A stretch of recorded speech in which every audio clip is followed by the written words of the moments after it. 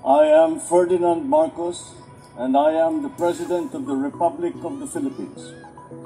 I stand today on behalf of 110 million Filipinos.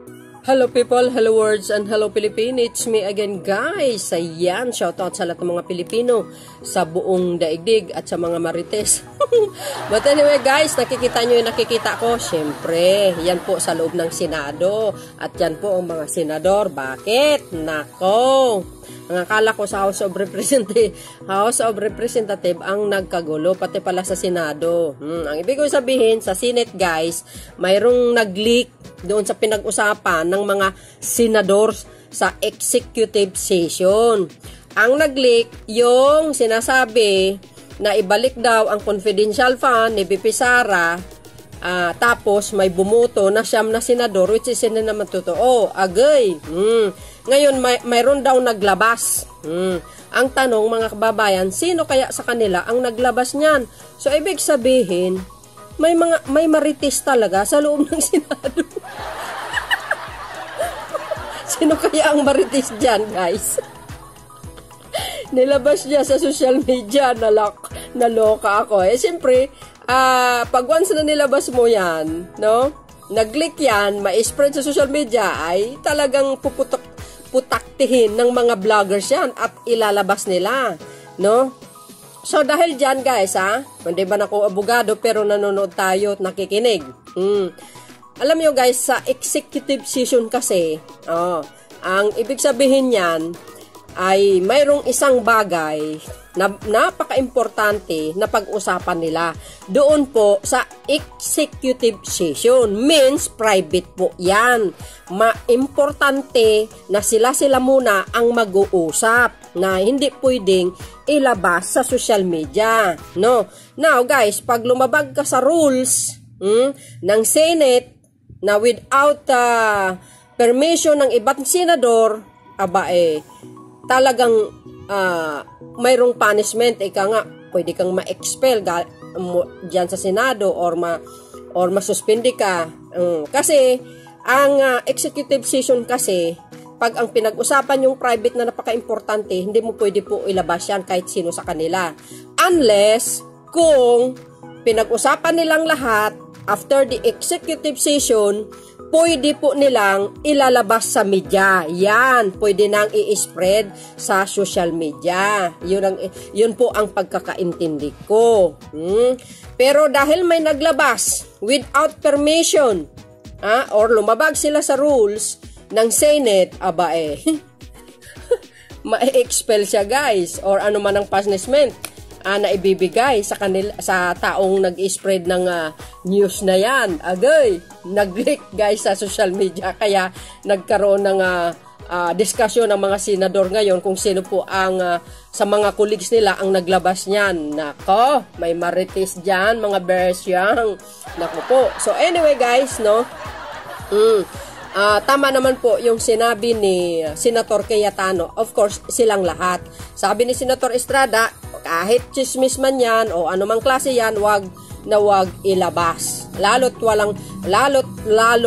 hindi totoo yung mga inilalabas. Yan ang mahirap, no? Fake news kaagad. Grabe kayo, ha?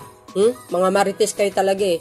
So, but anyway, mga kababayan, mayroon akong babasahin dito, Yung babasahin ko. So, yun guys, nakikita nyo, ito, babasahin ko po sa inyo, sabi ng Remati Online, no? Sabi po dito guys, Senate proves versus Enfulic sa confidential fund or intelligent funds sisimulan ng ethics panel, sabi ni Senator Binay. Agay.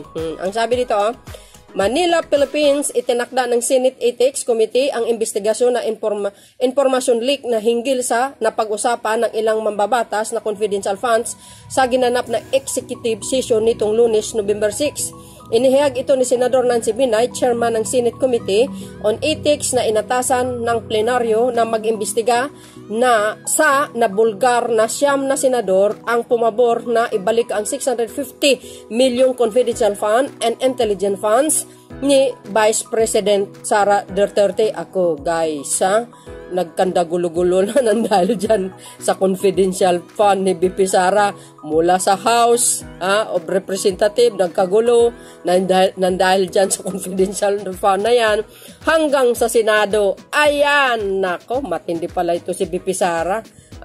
So, ganun pa man guys, sabi dito, diretso natin, okay? In order to gather additional information necessary to complete its review, the Committee on Ethics and Privilege will convene its members to conduct, approve on all matters relating to the conduct, rights, privilege, safety, dignity, integrity, and reputation of the Senate and its members pursuant to the Rule X Section 13 and thus 16 ayon kay Binay nitong Huwebes. Nitong Martes, kinastigo ni Senator Jinggoy Estrada ang isang news report na nagpangalan sa siyam na senador, agoy, fake news, na pabor sa pagpabalik ng confidential funds ng OBP at Department of Education, which is DepEd, na kapwa pinamumunuan ni BP Sara Duterte. Duterte nakalagay, dapat may BP naman. Paggalang naman mga base. Ayon kay Estrada, lantarang paglabag sa Senate rules ang pagpalabas ng impormasyon na nakapag-usapan sa isang executive session. Yun, private dapat yan, wag ilabas. Unless kung mayroon silang permission na ilabas natin or na pag-usapan nila lahat, okay, pwede natin na i-spread ito sa media para malaman ng taong bayan. Gets ba, guys? Tinukoy ni Binay ang rules of XLB. Yan. Ano bang Roman numerals ito, guys, Ayan, rules XLB 11 section 126 na rules of the Senate nagsasabing the executive session of the Senate shall be held always in closed doors. Yes, closed doors dapat yan. It means private muna. In such sessions, only the secretary, the sergeants at arms, and or such other person as may be authorized by the Senate to the session hall. Agay. The president as well as the senators and the official and employees of the Senate shall absolutely refrain from the divulging any of the confidential matter taken up by the Senate and all proceeding which might have taken place. Binanggit pa ni Binay, agay, the motion ni Senador Ronald Bator de la Rosa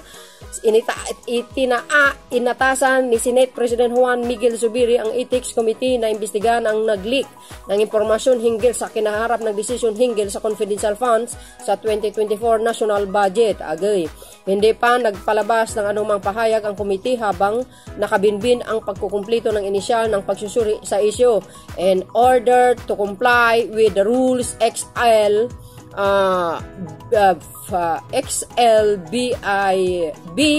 11 section 1 to 8 regarding, guys, hindi ko mabasa yung Roman numerals yan, nakalimutan ko yan, 128 regarding confidential fund out of fairness to all respondents and to assure the integrity of its works, the committee will refrain from making further public statements on this matter pending completion of its initial review. Ayon sa senador, kamakailan tinanggal ng House of Representatives ang mahigit na 1.23 billion halaga ng confidential funds ng 5 ahensya sa 2024 proposal budget, kabilang ang 500 million na nakalaan sa OBP at ang 25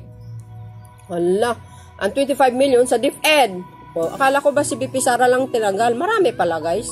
The Senador binawasan ang 10.1 billion tungo sa 9.8 billion ang confidential at intelligence funds sa kasalukuyang bersyon ng panukalang 2024 national budget.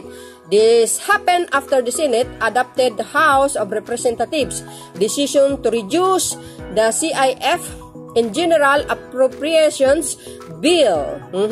GAP, ayon kay Senador Sani Angara, chairman ng Senate Finance Committee. So yun mga kababayan, nagkanda gulo-gulo nang dahil dyan sa confidential fund. Agay. But anyway mga kababayan, para kompleto rekado, panoorin nyo po ang pinag-usapan nila, ang discussion nila dyan sa Senate. But before that, don't forget to like, hit the button bell para lagi kayong update sa susunod kong mga upload videos at live. Bye bye bye, babos, God bless Philippines. Kaya wag kayong maniwala kaagad sa mga nagpapakalat ng fake news. Ang tanong mga bes, Sino kaya ang Marites sa Senado? Bye, baboos, guys. Yes, Mr. President, before I give my statement, Mr. President, which I actually agree with your manifestation and the statements made by our dear colleague Senator Jinggoy Estrada. Senator Chis Escudero is seeking the floor to clarify something, Mr. President. Yes, Senator Escudero is recognized. Thank you, Mr. President. Mr. President, I agree 100% with what Senator Jinggoy Estrada said, that the account is not accurate and that is not what transpired in executive session. I hope, Senator Jinggoy, you and I will not be sanctioned for saying part of what happened. As he said, it was the unanimous consensus of the members of the Senate in executive session. So this is not the facts contained in the article, Mr. President, Your Honor, is not a leak. Chismis yun. So there is no leak to speak of really with respect to what truly transpired in the executive session. An attempt perhaps to create a story about it, but I confirm the statement of the good Senate President and the Senator Jinggoy that it was the unanimous position of the House, what Senator Angara will be sponsoring today and the other vice chairpersons. That was the unanimous position of the Senate and all the members of the Senate. Thank you, Senator Escudero. But before we ask our colleague to react, Senator Estrada, may we ask the Majority Floor Leader, what are the rules, particularly in executive session? Yes, Mr. President. So we are all clear. Thank you very much. Mr. President, first of all, let me state and put into the records that I'm aghast of what happened, Mr. President. Whether this is leak or pure chismis, the fact that it came out, Mr. President, and it appears blow by blow, and unfortunately, Mr. President, the figures, the numbers, even the names that were mentioned were disoriented, Mr. President. I would just like to put into the record of this chamber, Mr. President, what our rules say about executive session. What's this? Rule on section 126 of our rules, Mr. President. Mr. President, section 129 of our rules, Mr. President, it states here, and I quote, any senator who violates the provisions contained in the preceding section may, by a 2/3 vote of all the senators, be expelled from the Senate. And if the violator is an official or employee of the Senate, he shall be dismissed. I like to put that on record, Mr. President, because at the end of the day, it's not just the leak or chismis that we're talking about here, and I agree with Senator Jinggoy Estrada being one of our veteran senator here in the Senate, Mr. President. It's more of the sanctity. It's more of the sanctity of the executive session. We continue to perform our duties and responsibilities here in the Senate.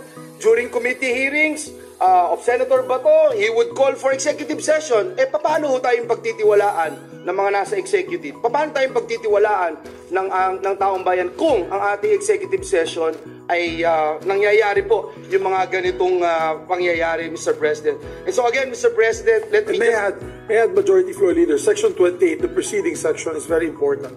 The President, as well as the senators and officials and employees of the Senate, shall absolutely refrain from divulging any of the confidential matters taken up by the Senate, and all proceedings which might have taken place in the Senate in connection with the said matters shall be likewise considered as strictly confidential until the Senate, by 2/3 vote of all its members, decides to lift the ban of secrecy. Thank so you, ganun katindi yung rules natin. Very clear, Mr. President. Crystal clear, Mr. President. Mr. President, Senator Jinggoy is seeking the floor. Move that to be recognized. Senator Estrada. Thank you, Mr. President. I would like to associate myself with the comments made by the Majority Leader. Kahit chismis yan or gossip yan, walang problema sa akin yan. Ang problema, bakit o paano lumabas sa isang media outlet yung mga nag-transpire sa ating usapin kahapon. Naku. Yes, that is, for me, that is the most important thing.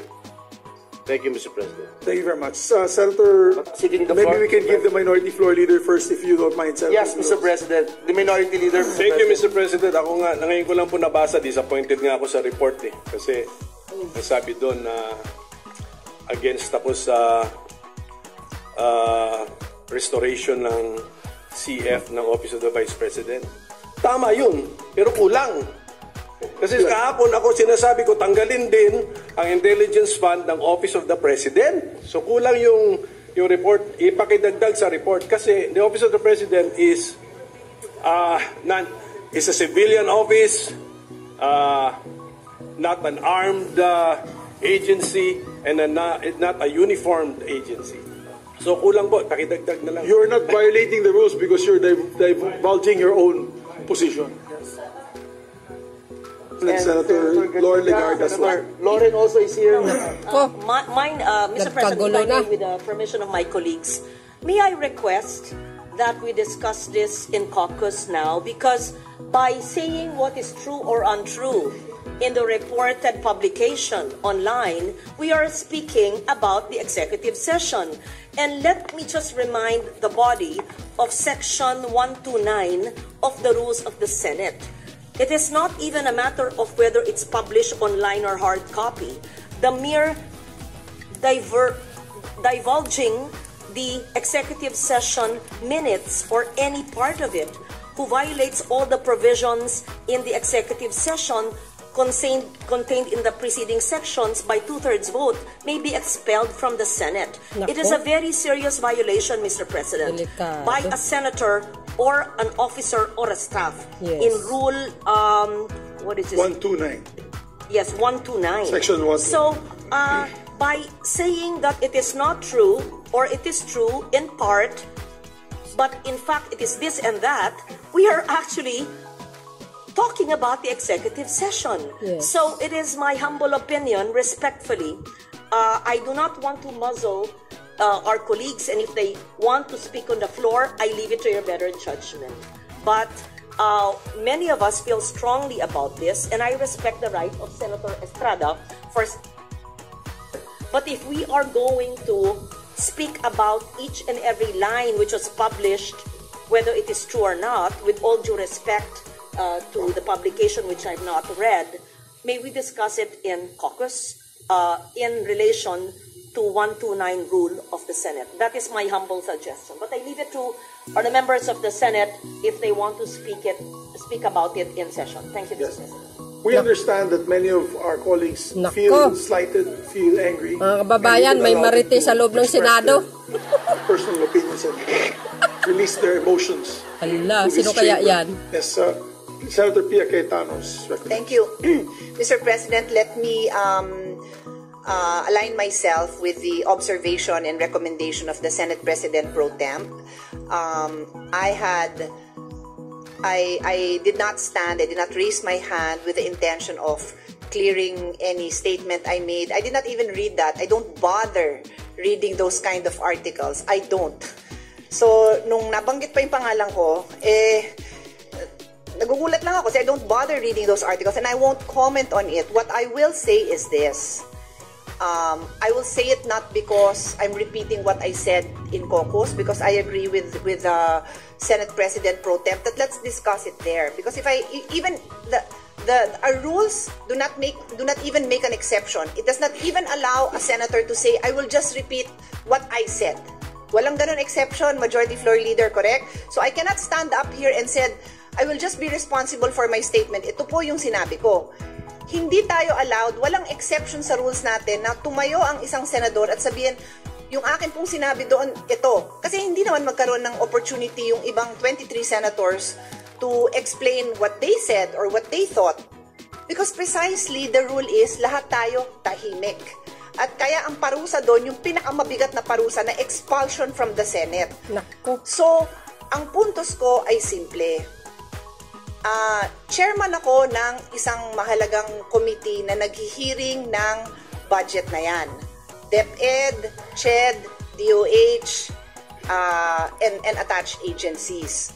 So, on the issue of confidential funds, intelligence funds, or kung ano pa man, ako gusto ko, tanungin ng mga senador sa floor, yung mga tanong nila tungkol doon para makapagdesisyon ang bawat senador kung ano ang tingin niyang nararapat na gawin sa mga pondong yan. Confidential, non-confidential, anything.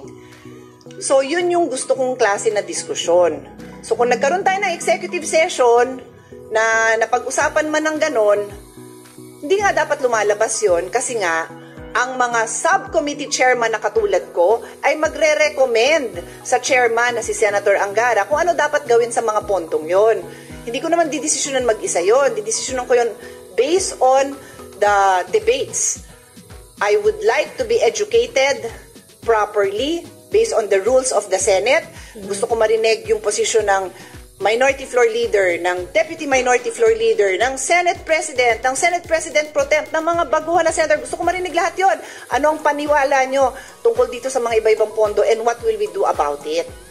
Tapos, iharap natin sa taong bayan kung ano desisyon natin. So kaya nga, and I'm explaining this because the students, the young people, the old people who will now care to comment, bakit ba may executive session? Bakit ba kayo nagsisikreto?